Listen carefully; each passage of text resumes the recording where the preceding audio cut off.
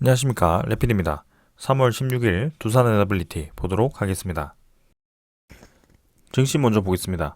코스피 0.08% 하락했고요. 코스닥은 0.1% 상승했습니다. 오늘은 양증시 모두 하락으로 시작해서 보합 정도로 진행이 되었고요. 특히 이제 외국인 투자자가 매도를 좀 진행을 하면서 증시가 조금 조정이 있었습니다. 어제는 이제 해외 증시가 나스닥 다우가 약 하락으로 진행이 되었고요. 지금도 이제 하락으로 진행이 되고 있고요. 그리고 니케이 같은 경우도 하락으로 진행이 되었습니다. 특히 이제 유럽 증시가 크게 하락을 했는데요. 거기에 대한 이유가 SVB 사태 이후에 다시 한번 은행에 대한 이슈가 다시 한번 나왔습니다. 그래서 CS 증권 잘 아시죠? 그래서 은행이 이제 크레디트 스위스죠. 라는 은행이 지금 최근에 자금에 대한 재무 부실 전망이 나왔다라고 합니다. 그래서 CS 이 은행이 지금 파산하기 직전이다라는 전망이 좀 나오면서 SVB에 이어서 다시 한번 주목을 받고 있는 그런 은행이고요. 거기에 따라서 지금 어제 CS의 주가가 20%, 30%까지 하락을 하면서 지금 유럽 증시 전체를 좀 하락을 시켰습니다. 그래서 그러한 재무 위기 속에 이제 크레디트 스위스가 스위스 중앙은행으로부터 대규모 자금을 지원을 받기로 했다라고 하고요. 글로벌 금융시장의 우려는 다소 가라앉았지만 불안감은 여전하다라고 합니다. 그래서 어제까지만 해도 그 소식 때문에 상당히 이제 크게 하락을 했는데요. 지금 이제 오늘 그 대규모 지원 소식으로 인해서 증시가 크게 하락하지 않고 조금 보합 마무리를 한 것 같습니다.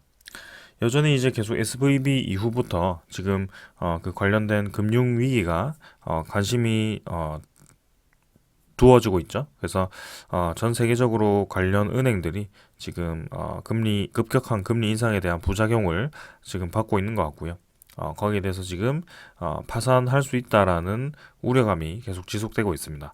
그러나 이제 그런 은행이 있더라도 결국에는 이제 정부라든지 그런 중앙은행에서 그 파산하기 직전에 지원을 하는 현상이 계속 나타나고 있고요.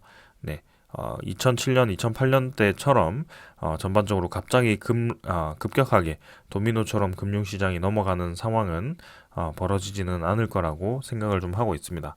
그래서 분명히 지금 금리 인상에 대해서 조금 완화가 되는 시기이기 때문에 오히려 이제 증시는 하락하기보다는 상승을 준비하는 시기다라고 계속 말씀을 드리고 있고요. 오늘 같은 경우도 원래는 상당히 이제 크게 내려갈 수 있는 그런 지점이었지만 다시 한번 지지를 하면서 오히려 양봉을 만들어냈고요. 이번 주에 또 어떻게 마무리할지 모르겠지만 다시 한번 올라갈 수 있는 자리를 만들 수 있다라고 생각을 합니다. 그래서 코스피 일단 그런 상황이고요. 투자 수급은 외국인 투자자 오늘도 이제 좀 빠져나가면서 최근에 외국인 투자자에 대한 매도세가 계속 이어지고 있다. 이렇게 보시면 되겠습니다. 그래서 증시가 좀 불안하면서 지금 외국인 투자자가 조금 빠지고 있어서 차익 실현이 얼마나 나올지는 더 지켜봐야 되겠지만 확실한 것은 매수세가 조금 먹고 지금 매도를 조금 힘을 주고 있다는 것은 사실입니다. 그 다음에 이제 코스닥 시장도 마찬가지 피크를 찍고 한번 떨어졌는데요. 21선 아래에서 잠깐 이제 자리를 잡고 있습니다. 그러나 이제 투자 수급도 보시면은 외국인 투자자, 기관 투자자도 양매도를 하면서 좀 이탈하는 모습이 보였는데요. 이 글로벌 시장이 아직까지는 불안하다 보니까 좀 그런 움직임이 나왔던 것 같습니다. 자, 여기에 대해서 자, 코스피, 코스닥 어떤 흐름을 보일지 조금 더 지켜볼 거고요. 해외 증시가 조금 불안하더라도 결국에는 지금 시장 전체의 사이클은 개선되는 방향으로 진행될 가능성이 크다라는 점 다시 한번 강조를 드립니다. 그럼 환율 같은 경우도 어제 1320원까지 올라갔다가 조금 조정을 받아서 1313원까지 다시 좀 하락을 한 모습이고요. 계속 이제 고점을 들이받고 좀 떨어지는 방향으로 진행이 되고 있습니다. 그래서 이 인근에서 환율이 좀 유지가 되고 있고 추가적인 하락이 나올 수 있는 구간이다라는 점을 말씀드립니다. 그래서 1200 한 후반대, 중반대 정도로 추가적으로 내릴 수 있다라고 보고 있고요. 환율이 안정화되면 당연히 이제 증시도 안정화될 수 있다라고 생각을 합니다. 선물 같은 경우는 미국 증시, 뭐 나스닥, 다우가 최근에 좀 다른 흐름을 보이고 있고요.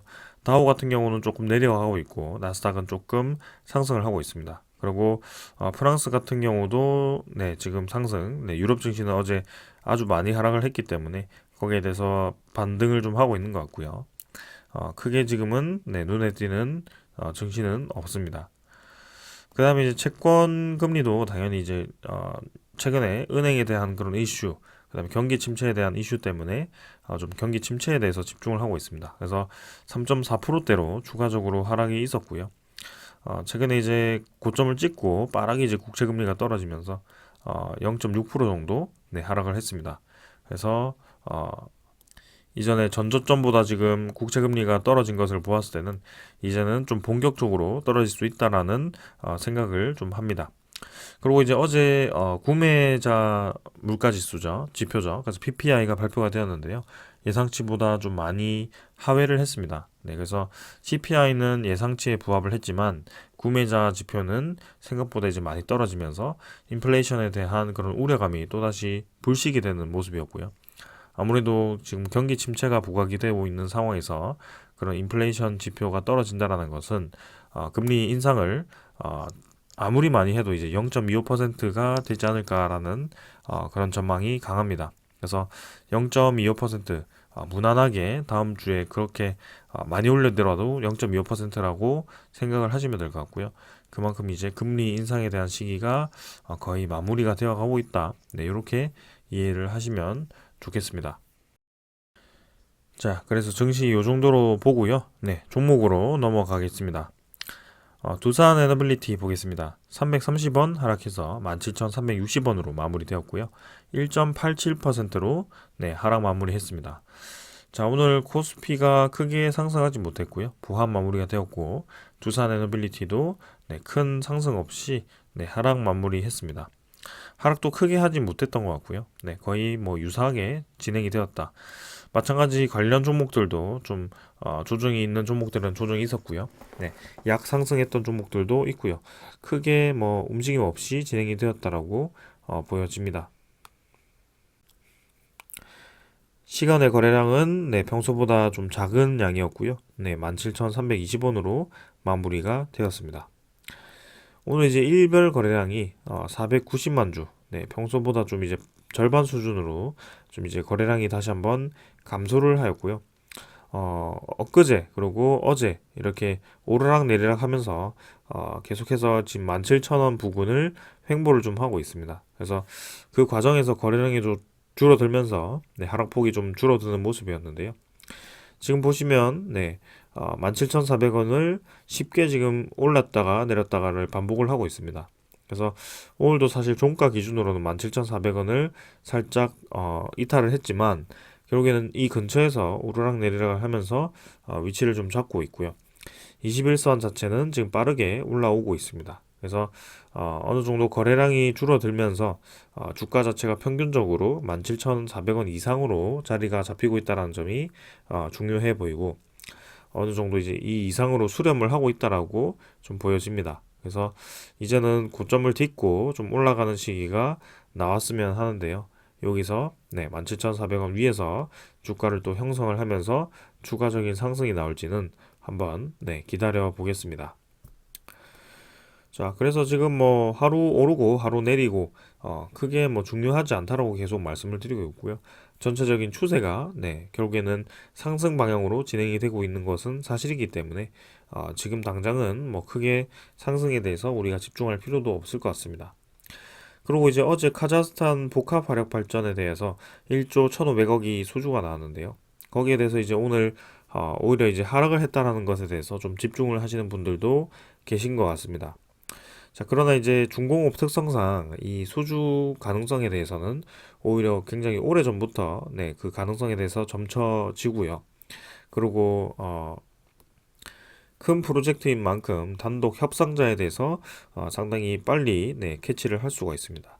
그래서 두산 에너빌리티가 연 매출이 15조인 만큼 사실 1조 정도의 수주가 크게 대세에 영향을 미칠 만큼 상당히 임팩트 있다라고 보기에는 좀 어렵습니다. 그래서 물론 그렇다고 해서 카자흐스탄이 1조 정도의 수주가 크게 지금 두산 에너빌리티에 좋은 소식이 아니다라는 것은 아닙니다.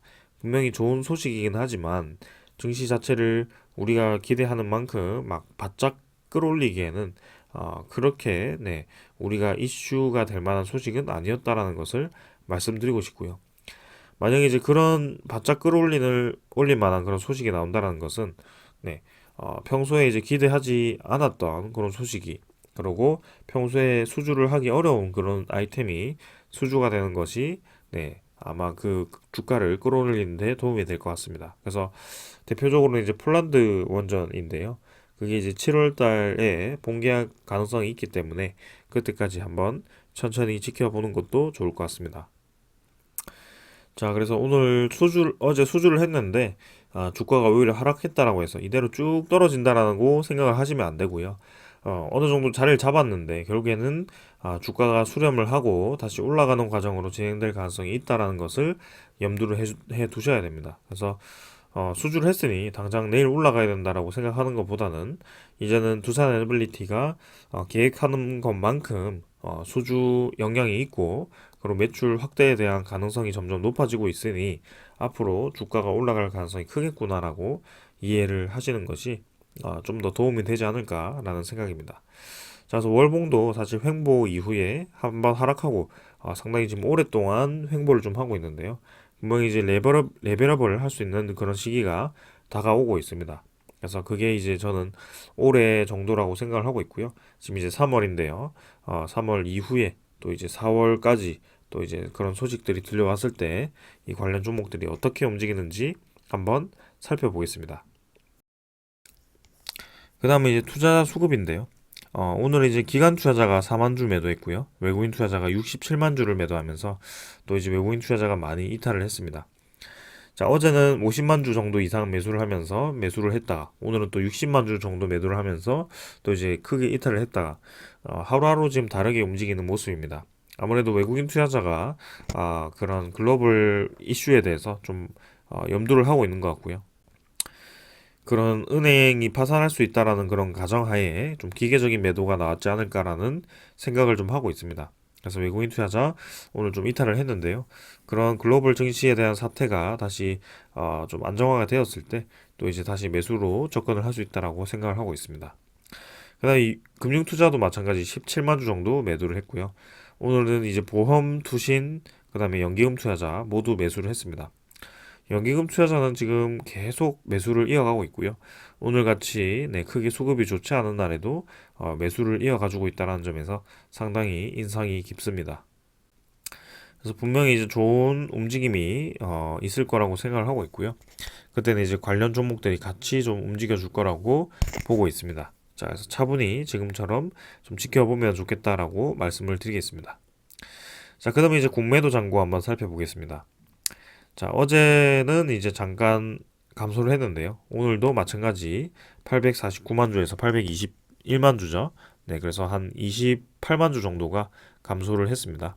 그래서 공매도 잔고가 좀 쭉쭉 줄어드는 모습이고요. 3월 15일, 3월 16일 공매도 잔고가 이제 어떻게 움직일지 모르겠지만 최근에 확실히 이 공매도 잔고에 대한 흐름은 줄어드는 방향으로 진행이 되고 있습니다. 그래서 일 공매도 거래량이 최근에 좀 활발한다라는 것이 좀 보여지고 있는데요.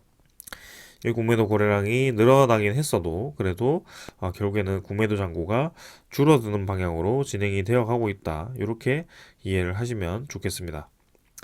그 다음에 이제 두산 에너빌리티에 대한 대차 잔고입니다.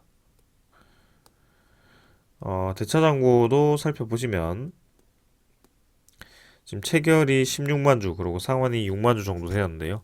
잔고는 이제 2,580만 주 정도. 그래서 최근에 이제 대차 잔고도 지금 계속 줄어드는 방향으로 진행이 되고 있습니다. 그래서 전반적으로, 전체적으로는 계속 대차 잔고와 공매도 잔고가 줄어들고, 그리고 흐름 자체가 이제 괜찮은 흐름으로 진행이 되고 있기 때문에 저는 괜찮다라고 보고 있습니다. 그래서 두산 에너빌리티 최근에 이제 관심도가 높아지고 있기 때문에 한번 기다려 봄직하다라고 말씀을 드리겠습니다.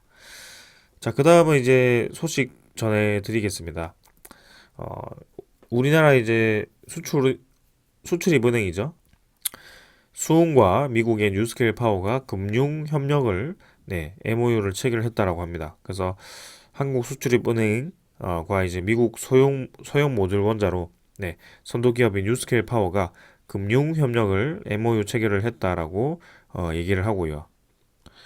이 협약 체결에 대한 업무 협약은 이제 수은의 금융제도 및 전략 공유와 그 다음에 뉴스케일 파워의 투자 계획 및 사업 정보 공유, 그 다음에 뉴스케일 파워와 국내 기업이 공동으로 추진하는 SMR 사업에 대한 수은의 금융 지원 등이 주요 내용이라고 합니다. 아무래도 직접적인 수혜를 받을 수 있는 기업은 두산 에너빌리티라고 생각을 하고 있고요. SMR에 대한 사업이 확대됨에 따라서 분명히 이제 사업에 대한 그런 비용이 많이 들 텐데 거기에 대해서 이제 직접 우리나라 은행에서 네, 이렇게 지원을 해주겠다라고 하니 당연히 네, 두산 에너빌리티는 크게 부담 없이 네, 사업을 수행할 수 있다라고 보여집니다. 자, 그래서 이제 본격적인 우리나라 정책이 이렇게 이제 관련 기업들에게 도움을 주고 있고요. 네, 우리가 생각할 수 있는 그런 재무 리스크에 대해서는 점점 네, 불식이 되고 있습니다. 그래서 오히려 이제 재무 우려에 대해서 이제 벗어나고 앞으로는 그런 우려보다는 신사업에 대한 사업화 기대로 조금 접근할 수 있을 것 같다라고 말씀을 드리겠습니다.